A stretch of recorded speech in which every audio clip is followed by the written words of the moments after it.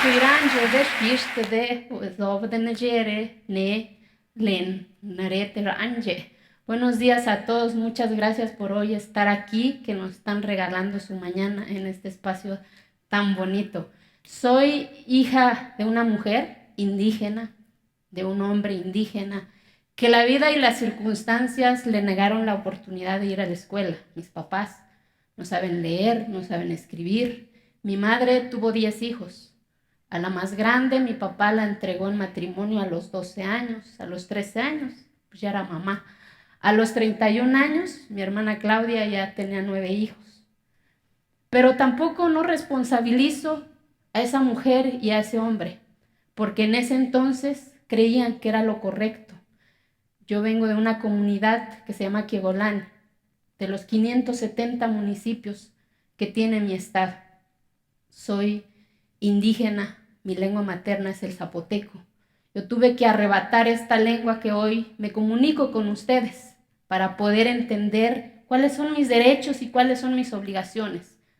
Y para eso tuve que huir de ese entorno, con todo el dolor de mi corazón. Ese día, hace más de 25 años, mi corazón se dividió en dos.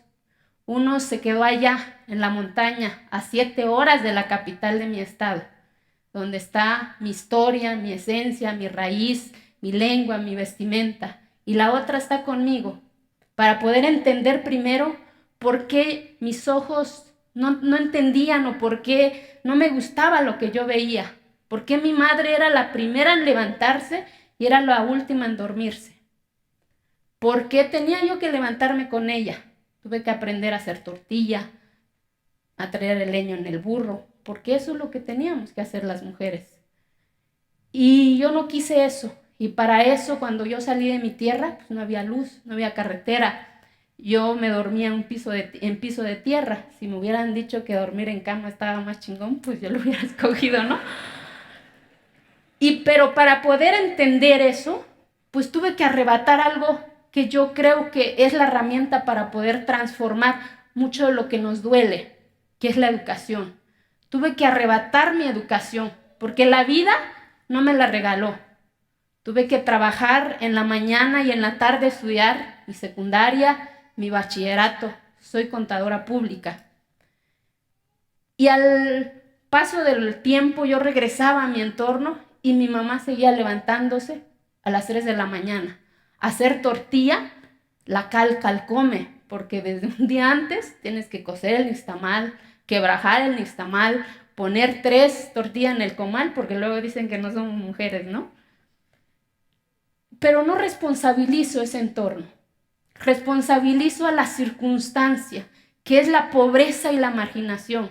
Y no la pobreza y la marginación de aquí, sino que de aquí. Porque cuando una mente no está educada, tiene miedo a cuestionar, tiene miedo a exigir, pero sobre todo tiene miedo de decidir cómo quiere las cosas. Pero cuando una mente se educa, descubres qué es la libertad, descubres cuáles son tus derechos y tus obligaciones sin negar tus raíces. Siento orgullosa de ser indígena, de hablar mi lengua, de ir a mi pueblo a hacer la fiesta. Pero eso no significa que sea menos. Eso no significa que mi comunidad o que los 16 millones de mexicanas y de mexicanos que habitan en este país, que son indígenas, no tengan derecho a educación, a salud. Pero entendí algo, que nadie iba a cambiar eso si yo no daba el primer paso, que es precisamente romper ese paradigma cultural que la propia sociedad a veces nos impone. Porque de repente decir indígena es como ver el museo andante, ¿no? Y no somos museos andantes, somos personas también capaces de opinar y de decidir por nosotros. Y cuando termino mi carrera, porque lo tuve que arrebatar, trabajando, vendiendo lo que fuera en la calle, y no me arrepiento. Gracias a eso descubrí mi libertad. Fui instructora comunitaria y de ahí quería yo ser doctora, pero pues no había cómo, ¿no? Y por eso terminé siendo contadora y por eso hoy sé que 1 más 1 es 2, derechos y obligaciones. Y cuando regresaba, yo no entendía que por qué las mujeres regresaban con las manos vacías. porque la respuesta era, eres mujer, primero consíguete un marido y después a ver si te toca. Si en la escuela me decían que había un artículo de la Constitución de mi país que decía que todos somos iguales, y resultaba que ahí no, que el uso y costumbre impedía ese derecho. Y vuelvo a repetir, no responsabilizo a esos hombres y a esas mujeres, porque la mayoría de ellos ni siquiera sabe qué es derechos humanos, ni siquiera sabe qué es obligación. Pero cuando entendí eso, empecé a ir a la cancha del pueblo a jugar, pues me convertí en la loca, ir a la misa, estaba yo loca. Pero asumí esa responsabilidad porque nadie la iba a hacer por mí, empezando por mí, de ahí por mi familia, de ahí por mi comunidad, por mi estado, para ser visible para este país también, que soy una persona también capaz de decidir por lo que yo quiero. Y de ahí quise ser presidenta de mi pueblo, pero pues ya sabrán, por el uso y costumbre me impidió ese derecho. Pero eso no fue lo grave.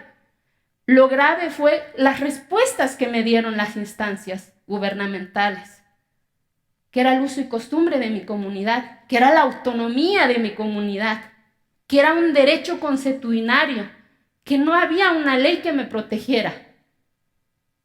En pleno siglo XXI, en 2007. No la respuesta que me dieron en mi pueblo, sino que la respuesta que me daban en las instancias de gobierno. Era lo que más me dolía. Y no porque quisiese ser presidenta, porque era la puerta para poder ser visible desde nuestra propia comunidad. Porque para partidos políticos sí votábamos, porque teníamos una credencial. Pero para lo más importante, que era ser visibles para nuestra familia, para nuestra comunidad, era el uso y costumbre. No me quedé ahí, empecé a denunciar y hoy, y gracias a eso, ingresé a la política. Hoy que tan cuestionada está la política, asumí esa responsabilidad, porque hoy pues todos nos meten en un solo costal, ¿no? Y no, yo creo que la política tiene que servir para que la ciudadanía empiece a cambiar lo que no nos gusta, porque es un camino menos doloroso para llegar a cambiar lo que nos duele. Y por eso ingresé a la política, para cambiar la respuesta que me dieron en su momento. ¿Y dónde estaba? Allá adentro. Cambiar la constitución de mi estado, para que nunca más le dijeran a una mujer, no a mí, mal que bien ya soy contadora o ya era contadora, sino que era para ellas, para esas mujeres invisibles, para esas mujeres que ni siquiera les preguntan si quieren tener 10, un hijo. No es malo tener 10, 5, 4 hijos, siempre y cuando nosotras y nosotros los decidamos. Era la puerta que yo encontré para que hoy en mi pueblo las mujeres puedan ejercer su derecho. Hoy en mi pueblo ya votan las mujeres. Hoy en mi pueblo ya hay 3 mujeres integrando el cabildo municipal. De los 570 municipios de mi estado, 417 se rigen bajo el sistema de usos y costumbres. De las 68 etnias que hay en este país, 16 están en mi estado. Y lo que yo estoy buscando es que nadie nos diga que por nuestra cultura no podamos acceder al desarrollo, no podamos opinar como queremos cambiar nuestras historias y nuestras cosas. No, sino que sea una herramienta que nos ayude a decir, este es México, esto es nuestro color, esto es nuestro sabor. Y eso lo adquirí con la educación. Y a través de la educación encontré la palabra libertad. Y hoy para mí la libertad es lo más sagrado. Y gracias a eso fui diputada federal y dije, no solamente en mi estado, también para esos 16 millones de mexicanas que habitan en este país, a nadie le digan que no tiene derecho. En 2014 logré una reforma a la Constitución de mi país para que nadie le dijera o le dé la respuesta que me dieron en su momento. Y no solo eso, en el mismo 2014 la ONU adopta esa reforma para que en todo el mundo, en donde hay población indígena, los jefes de Estado estén obligados a cambiar esas prácticas en donde todavía se violenta el desarrollo de nuestras comunidades. Porque pues, todo el mundo nos habla de democracia. Y yo he dicho, la democracia lo considero como una paloma. Una de mujer y una de hombre. Sin la otra ala no podemos llegar a esa democracia. Y más con el rostro indígena.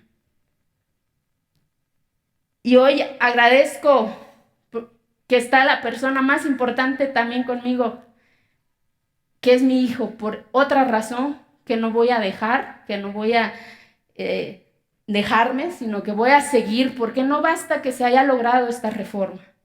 Ahora es pedir que se aplique, para que no nada más esté en una reforma, sino que sea de verdad, que de los 570 municipios, de los 417 mínimo haya 5 mujeres o 20 mujeres siendo presidentas municipales. Y vuelvo a repetir, lo importante no es votar y ser votadas, lo importante es que vamos a ser visibles para el resto de este México.